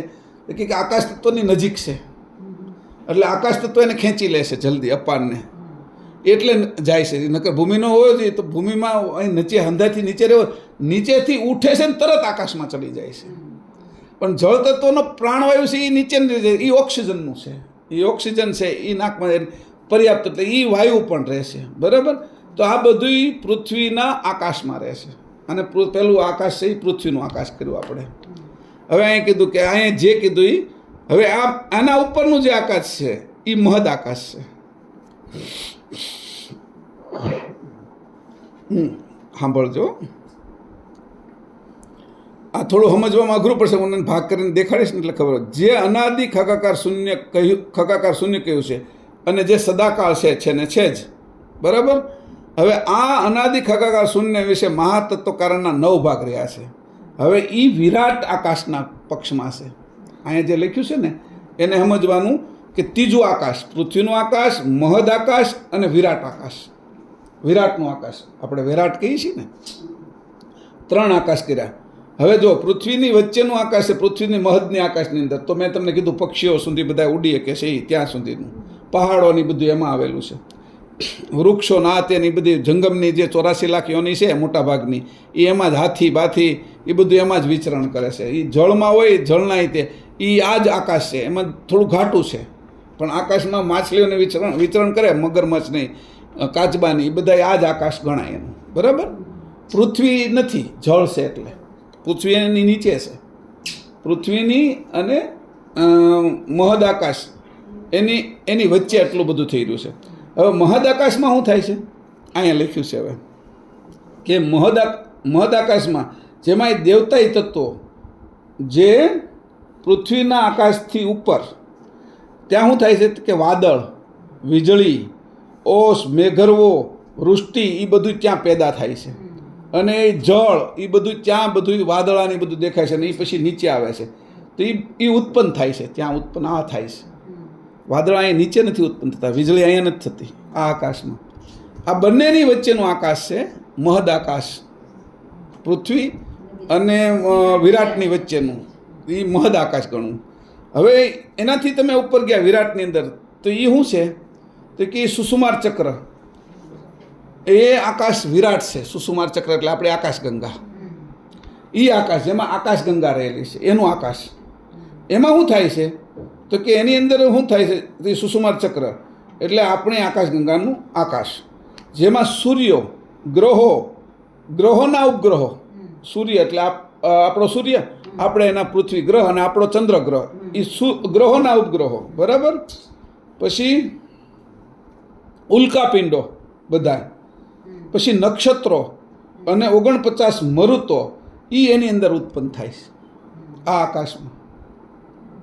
વાત સમજો. એ વાદળાના આકાશમાં સૂર્ય ઉત્પન્ન ન થઈ કે જ્યાં વાદળા ઉત્પન્ન થાય છે ને ત્યાં, અને આપણે જ્યાં વનસ્પતિ ઉત્પન્ન થાય ત્યાં વાદળા ન થઈ શકે. વાત સમજો છો તમે? ત્યાં વીજળી ન થઈ શકે. સૂર્યને ઉત્પન્ન કરવાનું આકાશ. હવે એની ઉપરનું આકાશ છે, એનું નામ છે ગત આકાશ. ગત આકાશમાં શું થાય? તો કે અનેક આકાશ ગંગાઓ ઉત્પન્ન કરે. ગત આકાશ છે એ આપણો બ્રહ્માંડની અંદરનું આકાશ છે. એ અનેક આકાશ ગંગાઓ ઉત્પન્ન કરે. એમાં એ આકાશ ગંગાને વિશે સૂર્ય, ચંદ્રને, એમાં આપણું સૂર્યમંડળ છે એ વિરાટ કહેવાય. અને સૂર્યમંડળનો જે આપણી સૂર્યમંડળ અને પૃથ્વી વચ્ચેનો ભાગ છે એ મહદ કહેવાય, જ્યાં બધું વીજળીની બધું ઉત્પન્ન થાય છે. હવે આ ગત આકાશમાં આકાશગંગા ઉત્પન્ન થાય છે અને એ બ્રહ્માંડનું આકાશ છે, બ્રહ્માંડની અંદરનું. તો ઈંડાની બહારનું આકાશ છે શું છે? તો એ કે અવિગત આકાશ. અવિગત આકાશમાં શું થાય છે? તો કે અનંત બ્રહ્માંડો ઉત્પન્ન થાય છે રોજ પરપોટાની જેમ. આ ખાસ ધ્યાન રાખજો. એમાં બ્રહ્માંડો ઉત્પન્ન થાય છે અને એક બ્રહ્માંડની અંદર પાછું દરેક બ્રહ્માંડમાં ગત આકાશ હોય. દરેક બ્રહ્માંડની અંદર ગત આકાશના વિશે વિરાટ આકાશ હોય. વિરાટ આકાશના વિશે છે એ મહદ આકાશ હોય. અને મહદ આકાશના વિશે એના ગ્રહોના આકાશ હોય. આપણો ગ્રહનું પૃથ્વીનું આકાશ છે ને એની જેમ એમાં જુદી જુદી પ્રક્રિયા થતી હોય. ક્યાંક આપણી જેમ પાણીનો વરસાદ પડે, તો ક્યાંક છે એ સોનાના રસનો વરસાદ પડતો હોય, ક્યાંક છે એસિડનો વરસાદ પડતો હોય, કંઈક પેટ્રોલનો વરસાદ પડતો હોય. એવું જુદા જુદા એના વાદળાઓ એવી રીતે બંધાય. આપણે જે છે એવું બધે નથી. આપણે જેવા કાયદાઓ પૃથ્વી ઉપર છીએ, તો આપણે જેવા કાયદાઓ અહીંયા છે એવા બીજે નથી. ગુજરાતમાં છે એવા મહારાષ્ટ્રમાં નથી. પાછા મહારાષ્ટ્રે અમુક જુદા કાયદાઓ ગણ્યા છે. એટલે જે સ્થાનની અંદર જે અનુકૂળ પડતા હોય એવા કાયદાઓ થાય. એ રીતે અહીંયા કીધું કે અવિગત આકાશ. અવિગત આકાશ છે એના ઉપર શું છે? મૂળ આકાશ. એનું કીધું ખગાકાર શૂન્ય. ખગાકાર શૂન્યમાં શું હોય છે? કે જેનો વાર કે પાર નથી, એનો અંત નથી, અને એ પોતે જડ છે.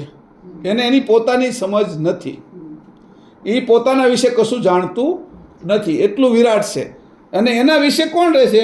તો કે એના વિશે છે એ ચૈતન્ય, એટલે એના વિશે પરમગુરુ રહે છે. એટલે કેવલ કરતા ચૈતન્ય, પૂર્ણ ચૈતન્ય એના વિશે રહે છે. ખગાકાર શૂન્ય વિશે પૂર્ણ ચૈતન્ય રહે છે. એ પૂર્ણ ચૈતન્ય હંમેશા છે ને છે. જેમ ખગાકાર શૂન્ય છે ને છે, એને ઉત્પન્ન કરવાનું નથી. એ મૂળ ચૈતન્યને કેવલ કરતાને ક્યારે ઉત્પન્ન થવાનું નથી, અને એને છે એ ક્યારે મરવાનું નથી. એ રીતે એ પૂર્ણ ચૈતન્ય છે, અને ખગાકાર હંમેશા જડ છે, અચેત છે. આ ચૈતન્ય છે. એટલે આપણે 6 પ્રકારના ઉપરની સાઈડમાં આકાશ વર્ણવ્યા.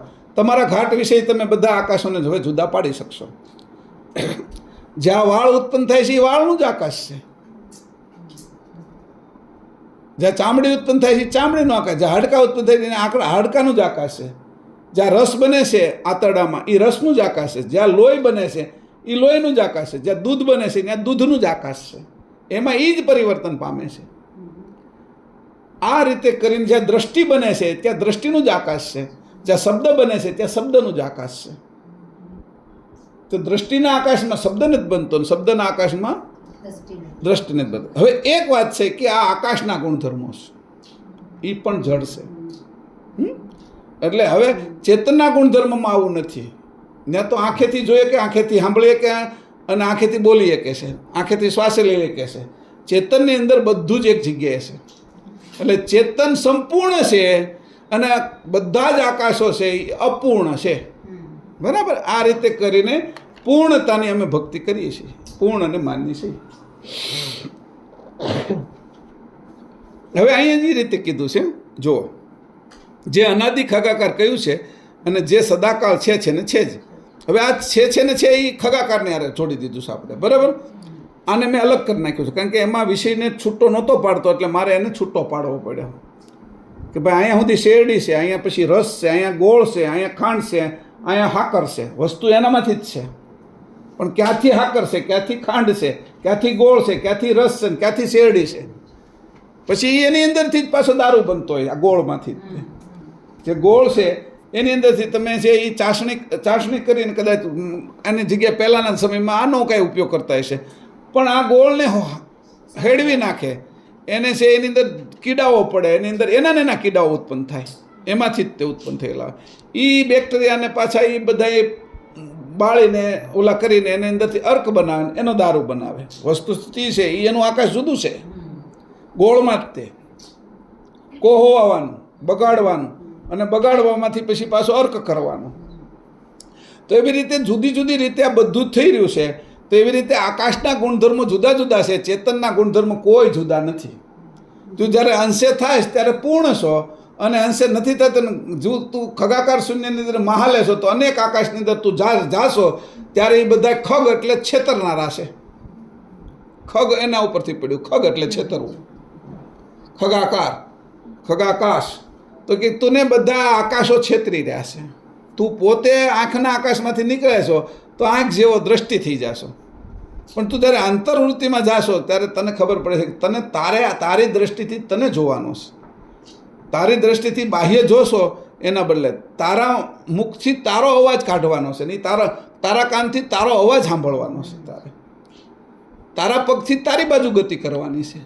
તારા હાથથી તને પકડવાનો છે. એ હાથ તારે કાઢવાના છે, એ પગ કાઢવાના છે અંદરથી. એ ગુપ્ત છે, એ અંશના છે. એ આંખ અંશની છે, એ કાન અંશના છે, એ વાણી અંશની છે. એ વાણીને મારે પકડવી છે. તો આવી રીતે કરીને અહીંયા કીધું છે કે મહાતત્વના 9 ભાગ, આ મહાતત્વના 9 ભાગ અનાદિ ખગાકારને વિશે રહ્યા છે. તે કેવી રીતે સમજાય તે વિશેની ક્રિયા કહું છું, તે સાંભળો. વિરાટનું આકાશ તત્વ અને અનાદિ ખગાકાર જે પોલાણ, આ બેની વચ્ચે રહીને આભ્ર, વિદ્યુત, ગર્જના અને પવનની આદલે આ બધાઓને પોતાના સ્વરૂપમાં મેળવીને અરૂપ કરી નાખે છે. એમાં એક ભાગ આશ્ચર્યકાળનો છે. તે સર્વ ઉપાધિના અરૂપ અંકુરોને ગ્રહણ કરી રાખે છે. ત્યારે વિરાટને વિશે આશ્ચર્ય જણાય છે. આ પ્રમાણે આશ્ચર્યકાળ આ અરૂપ અંકુરોને ગ્રહીને રાખે છે. તો મહાતત્વને વિશે આ અંકુરો લીન પામી જાય ખરા પણ તરત ને તરત પાછા બહાર નીકળી આવે. એટલા માટે આશ્ચર્યકાળ ગ્રહણ કરી રાખે છે. એથી કરીને આશ્ચર્ય વધારે સમય રહીએ કે હવે અહીં દાખલો આપ્યો. એથી કરી મહાતત્વની અંદર રહે છે. તે વિશે દ્રષ્ટાંત આપું છું. જેમ કોઈ હલકી જણસ એટલે લાકડું, પ્લાસ્ટિકની કોઈ વસ્તુ હાથ વડે તમે પાણીમાં ડૂબાડીએ તો ડૂબે ખરી પણ જ્યારે હાથ એને આપણે છોડી દઈએ ત્યારે એ પાણીથી ઉપર આવી જાય છે અને તરી આવે છે. એ જ પ્રમાણે આશ્ચર્યકાળ છે એ એને હાથ સમજવો અને જે હલકી જણસ છે એની અંદર રહેલા તત્વો છે એ સમજવા. આ રીતે કરીને એને પકડી રાખે ત્યારે મહાતત્વ છે એને લય કરી નાખે એવું આપણે દેખાય છે પણ લય કરતા નથી.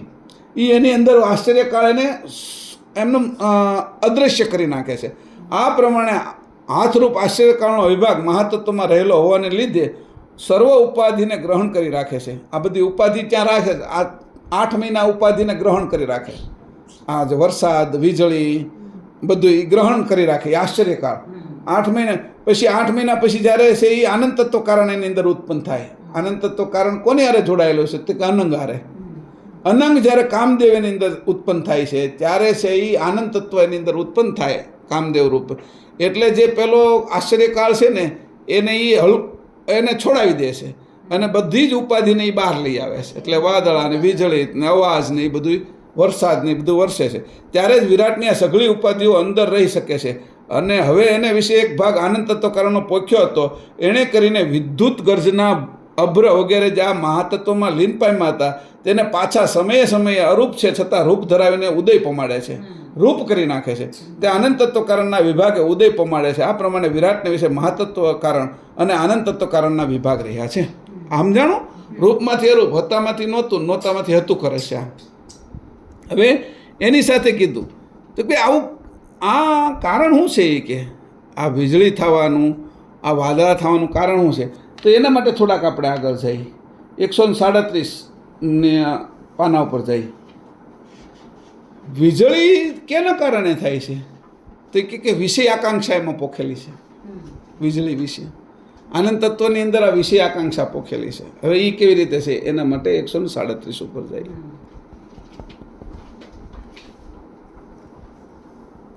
આ બહુ ડીપમાં જાઉં છું, હું તમને લઈ જાઉં છું, તમે ધ્યાન રાખજો.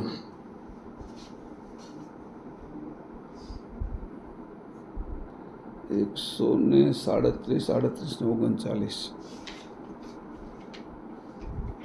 હવે જો એમાં વિરાટને વિશે વાયુ તત્વના 9 ભાગમાં બીજા 4 તત્વના પાપા ભાગ મેળવીને જે 10 ભાગ પોખ્યા હતા તે વિશે કહું છું. 138 બરાબર મળી ગયું ને 37માં 9 ભાગ વાયુ તત્વના પોખ્યા હતા. તેને લીધે વિરાટને વિશે મહદ વાયુ થયો છે. આ મહદ વાયુના અંશનું સુષુમાર ચક્ર થયું છે. મહદ વાયુ એનાથી ઉપરને કીધું એટલે એ અવિગત આપણે ગત આકાશમાં એના વિશે સુષુમાર ચક્ર થયું છે. સમજાણું? એ સુષુમાર ચક્ર એટલે આપણે આકાશગંગા છે જેને આધારે સર્વ દેશ રહ્યો છે. એમાં બધા આપણે ચોટીલા, બધા સૂર્ય, પછી બધા ગ્રહો, બધા ધામો એ બધા રહેલા ચોટી રહ્યા છે. વાયુ તત્વના 9 ભાગમાં પા ભાગ પૃથ્વી તત્વનો પોખ્યો તો તે સુષુમાર ચક્રના પૃથક પૃથક માળમાં જે સર્વ દેવધામો રહેલા છે, દેવો અને દેવધામો રહેલા છે તેને ધારણ કરીને રહે છે. આ ધારણ શક્તિ તે વાયુને વિશે રહેલા પૃથ્વી તત્વના પા ભાગને લે છે એમ જાણવું. હવે આ વાયુના હવે આપણો વિષય આવે છે. હવે આ વાયુના 9 ભાગને વિશે પા ભાગ જળ તત્વનો પોખેલો એણે કરીને ઉનાળે તથા શિયાળે ઘુમર, મેઘરવો અને વરસાદ વગેરે વરસે છે. આમ થવાનું કારણ એ છે કે મહદમાં પા ભાગ જળ તત્વનો પોખેલો હતો. વળી મહાતત્વમાં પા ભાગ અગ્નિ તત્વનો પોખેલો હતો. સાંભળજો. એથી કરીને વાયુરૂપ સુષુમાર ચક્રમાં પ્રબળ ગમન કરવાની શક્તિ રૂપે આકૃતિ રહેલી છે. તે અગ્નિ તત્વના વિભાગ કરીને છે. તે એવી જ રીતે વિરાટના મહદ વાયુમાં પા ભાગ આકાશ તત્વનો રહેલો તેને લીધે અપાર તારામળ દ્રષ્ટિગોચર થાય છે. અહીંયા આટલું વાંચ્યા પછી પાછા આગળ જવું છે આપણે. ભરી જો હું તમને કહું ત્યાં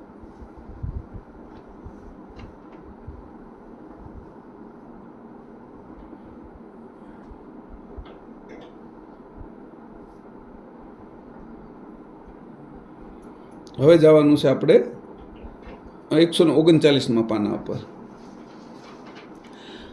હવે અહીંયા આવી છે આકાંક્ષાઓને એને કેવી રીતે જોડી છે. જો હવે રજોગુણની સુધાપીપાસા આકાંક્ષાના 5 ભાગમાં 1 ભાગ વિષય આકાંક્ષાનો મૂક્યા. 6 ભાગ અહંકાર ગણની રસમાત્રાના 4 ભાગ મેળવીને જે 10 ભાગ પોખ્યા હતા તે વિશેની હકીકત સાંભળો.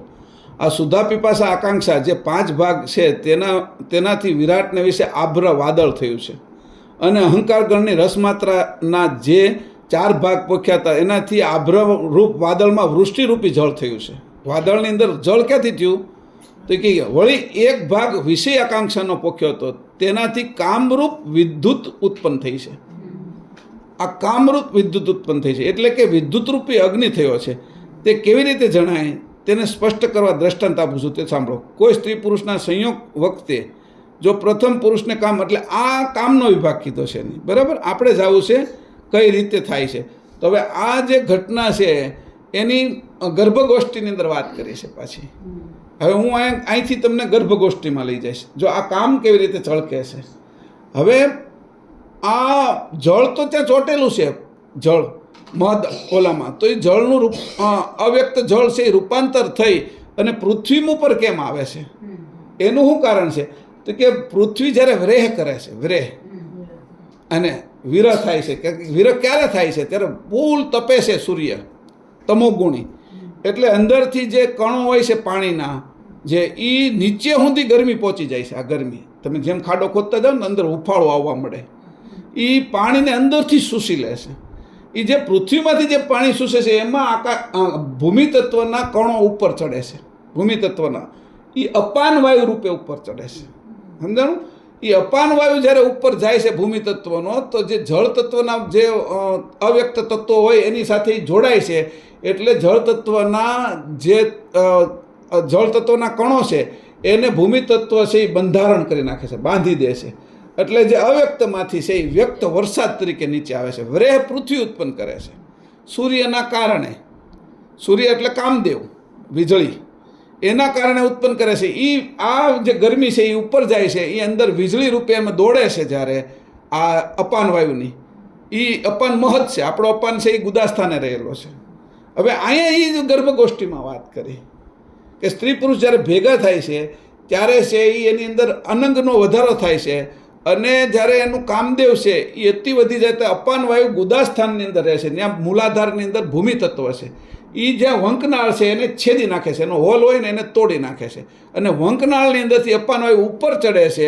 એટલે જે અહીંયા જળ બંધાયેલું છે, અંકુરો પુરુષની અંદર, એ અંકુરોનું રૂપાંતર પછી વીજળી અહીંયા છે. આ જે આપણો આજ્ઞાચક્ર છે ને એમાં જ્યોતિ છે, જ્યોતિ હલે છે, વીજળી જેમ ઉપર હલે છે ને એમ. એટલે એ ગરમ થાય છે, એ ગરમ કરે છે ઓલાને, એટલે એને દ્રવિત કરી નાખે છે. ઘીને કેમ ગરમ કરે અને પ્રવાહી રૂપ થઈ જાય, એ ગરમ કરે અને પ્રવાહી રૂપ થઈ જાય છે, એ વિત નીચે આવે છે. એમ વરસાદ છે એ નીચે આવે છે. એ પૃથ્વીનું ઋતુદાન છે. અહીંયા વિત છે એ આનું ઋતુદાન છે. બધી જ ઘટના એક હરખી છે, એના કારણો અહીંયા બતાવ્યા છે. એટલે તમે 77થી લઈને 93 સુધીનું 17મા અંગની ચોપાઈઓ વાંચજો સિદ્ધાંતની. વિશ્વબ્રહ્મ વિધ્વંસ નિધિ ગ્રંથ સિદ્ધાંત 17 ચોપાઈ 77થી 93 એનું અહીંયા વર્ણન નથી કરતો. તમે એને બરાબર વાંચી લેજો. ગર્ભગોષ્ઠી વિશે છે, બરાબર. અને એટલું સરસ રીતે વાંચજો કે તમને ખબર પડી જાય કે આ બધું કેવી રીતે હાલે છે. અવ્યક્તમાંથી વ્યક્ત અને વ્યક્તમાંથી અવ્યક્ત કેવી રીતે હંમેશા થાય છે. એમાં તત્વ કારણ હું ભાગ ભજવે છે એની તમને ખબર પડી જશે. 17મું અંગ અંગ નહીં, સિદ્ધાંત 17, બરાબર. વિશ્વ બ્રહ્મ વિધ્વંસ નિધિ ગ્રંથ સિદ્ધાંત 17 ચોપાઈ 77થી 93. આમ તો આખું જ વાંચવા જેવું છે, પણ એમાં આ વિષય કીધું છે કે અવ્યક્તમાંથી વ્યક્ત કેમ થાય છે. ગર્ભગોષ્ઠી આખી કે એમાં શું ઘટના ઘટે છે કે પૃથ્વી એનો વિરેહ ત્યાં સુધી જાય છે જ્યાં સુધી આ પૃથ્વીનું વાતાવરણ છે એની ઉપર જ્યારે એનો વિરેહ પોગે છે ત્યારે પહેલાં વાતાવરણની ટચ કરે છે એટલે એની જે વિદ્યુત છે, કામ વિદ્યુત, એને એ અડે છે ત્યારે વિશેષ કામ વિદ્યુત તેમાં ઉત્પન્ન થાય છે. એટલે વાદળ છે એ નીચે ખેંચાઈ જાય છે અને એ વાદળમાંથી છે એ વરસાદ, સઘનઘનમાંથી વરસાદ થઈને પડે છે. અને એ પૃથ્વીને છે એ 4 મહિના છે એ ઋતુદાન આપે છે. એટલે પશુ પક્ષી જીવ જંતુ અને વનસ્પતિ વગેરે ખીલી ઉઠે છે. એ જ પાછું ક્રમશઃ છે એ અનાજ, કઠોળ, દૂધ, ઘી, ફળ, રસ એ બધું જ મનુષ્ય છે બધા પશુ પક્ષીઓ ખાય છે. અને એનું ક્રમશઃ રૂપાંતર થઈ અને પાછો શુક્ર બને છે અને પાછો એમાંથી મનુષ્ય બને છે. આ આખી સાયકલ છે એ જોડાયેલી છે કે. અને આ આખી સાયકલ છે એનું તમે બરાબર અર્થ પેલું જોશો, સમજશો તો તમને ખબર પડી જાય કર્તાની કળા કેટલી જોરદાર મૂકી છે. એ અહીંયા જે ઘટના ઘટી સ્ત્રી પુરુષ વિશે, એવી રીતે પૃથ્વી અને આ સૂર્ય વિશે ઘટના ઘટી છે. એવી આપણા બેક્ટેરિયા છે અંદર સ્ત્રી અને પુરુષના ભાગના, એની અંદર આ જ ઘટના ઘટે છે. એની ઉત્પત્તિ આ રીતે થાય છે. ઉત્પત્તિનો માર્ગ હંમેશા આ રીતે હાલ્યા જ કરે છે. અને આ માર્ગ છે એની અંદર આ 4 તત્વ કારણ છે એ અવ્યક્તમાંથી વ્યક્ત અને વ્યક્તમાંથી અવ્યક્ત કરે છે. એટલે પ્રોટોન ઇલેક્ટ્રોન ન્યુટ્રન કરીને ઠોસ કરે છે અને પ્રોટોન ઇલેક્ટ્રોન ન્યુટ્રનમાંથી ઉર્જા કરે છે અને પાછું એને અવ્યક્ત કરી નાખે છે. આ કાર્ય નિરંતર ચાલ્યા કરે છે. અને એના અંતર્ગત જન્મ, મરણ અને જીવન હોય છે. આપણામાં જીવન, મરણ અને જન્મ નથી. આપણા પોતાનામાં સ્વરૂપમાં. આ વાત સમજી લીજો તમે. હવે એ રીતે મેં હવે પછી આ જે છે એ ક્લાસ અહીંયા પૂરો કરવો પડશે. નકર શબ્દ રચનાનું જે છે એ 158 ને 159માં લખ્યું છે એ પાના નંબર, કે શબ્દ આ તત્વકારણ વિશે શબ્દ કેવી રીતે ઉચ્ચાર થાય છે. આપણે એ 46માં ઉલટ ક્રિયાના ક્લાસમાં આવી ગયું છે, પણ છતાંય હું એકવાર લેવાનો છું. અહીંયા તત્વકારણના વિશે આવ્યું છે ને એટલે, બરાબર. તો આ વિષય છે એ આપણે શબ્દ ઉચ્ચારનો આવતા ક્લાસની અંદર આપણે લઈશું કે શબ્દ અવ્યક્ત છે, એ વ્યક્ત કેમ થાય છે, અને વળી કોઈ સાંભળે છે તો એ અવ્યક્ત થઈને ક્યાં જાય છે, એની વિશે તત્વકારણ કેવી રીતે વર્તે છે એનો વર્તારો આપણે ત્યારે લઈશું. શ્રીમદ કરુણા સાગર ભગવાન કી જય. શ્રીમદ કરુણા સાગર મહારાજ કી જય. સત કેવલ સાહેબ.